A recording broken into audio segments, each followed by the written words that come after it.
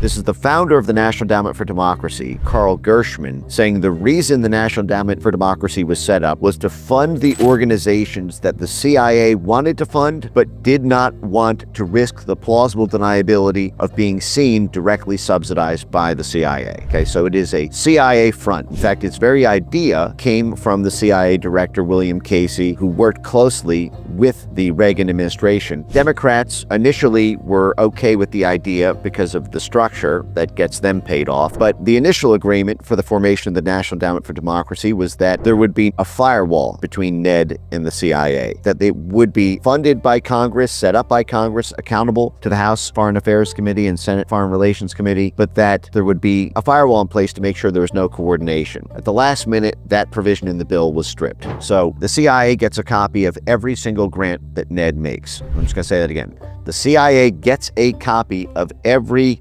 grant that NED makes. Now, we don't get a copy of that anymore. Not that we ever got those internal documents, but they called this overt action as opposed to covert action. This idea that it was simply public-facing pro-democracy work rather than cloak and dagger CIA work. But that was always a lie. None of this was ever public.